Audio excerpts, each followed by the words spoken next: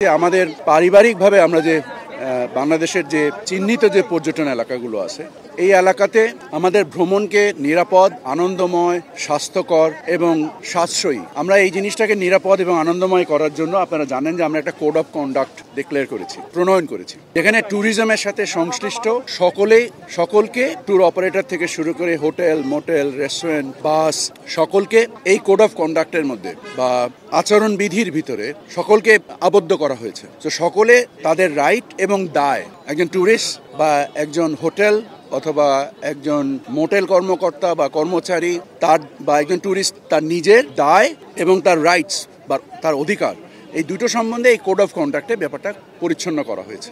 সামগ্রিকভাবে আমরা আশা করি যে আমাদের দেশীয় যে পর্যটক, আমাদের যে ইনহাউস পর্যটক, এটাই আমাদের 99.9%। সো আমি চাই যে আমাদের দেশীয় পর্যটকদের জন্য সম্ভব এবং যেসব এলাকায় অতি ভিড় হয়, যেসব এলাকায় জীববৈচিত্র্যের জন্য রিস্ক তৈরি করে, আমরা রিস্ক অ্যাসেসমেন্টের ভিত্তিতে আমরা কোথাও ট্যুরিজম নিয়ন্ত্রণ করতে চাই। আমরা কোথাও নতুন এলাকায়, আপনারা জানেন হয়তো বা আমরা নিঝুমদুব বা হাতিয়াতে আমরা বেশ বড় দুটো মোটেল করছি, কারণ ওখানে অনেকেই ভ্রমণ পিপাসুরা যেতে চান।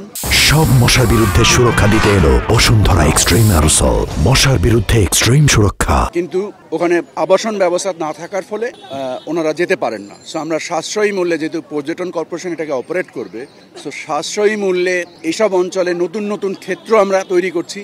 আমরা কিছুদিন আগে খানজাহান আলী ৬০ গম্বুজ মসজিদে ওখানে একটা মোটেল করেছি, আমরা লালমনিরহাটের ওখানে একটা মোটেল করতে যাচ্ছি। তো সামগ্রিকভাবে আমরা সক্ষমতা, আচরণবিধির মাধ্যমে দায় এবং অধিকার নিশ্চিত করা এবং নিরাপত্তা নিশ্চিত করার লক্ষ্যে আমরা কাজ করছি। আপনারা জানেন যে আমরা একটা মহাপরিকল্পনা বিগত সরকার তৈরি করেছিল, মূলত ভারতীয় একটি কনসালটেন্সি ফার্ম এই কাজটা করেন।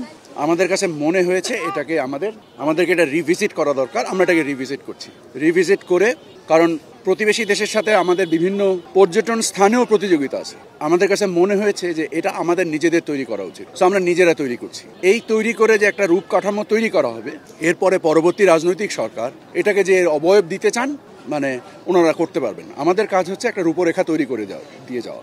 বাকিটা বাস্তবায়নের ক্ষেত্রে আমাদের চলমান যে প্রকল্পগুলো রয়েছে সেগুলোকে শেষ করা। নতুন প্রকল্প এই মুহূর্তে আমরা নিতে চাই না। আমরা একটা রূপরেখার ব্যাপারে আরো বেশি আগ্রহী। পৃথিবীর মধ্যে ঘনবসতিতম একটা দেশ। আমাদের বৈশিষ্ট্য আমাদের নিতান্ত একে। আমাদের যে সাংস্কৃতিক বৈশিষ্ট্য, আমাদের যে ধর্মীয় বৈশিষ্ট্য, এটাকে সমন্বয় করে আমাদের পরিকল্পনা করা উচিত। এবং এই জন্য আমরা যারা মনে করেন যে রূপরেখার কাজে নিয়োজিত আছি, আমরা এইসব জিনিসকে আমলে নিয়ে আমরা আমাদের রূপরেখা তৈরি করছি। ইনশাআল্লাহ এটা পরবর্তী সরকার এটাকে বাস্তবায়নের ক্ষেত্রে বা পরিমার্জনের ক্ষেত্রে ওনারা ওনাদের অবদান রাখবে।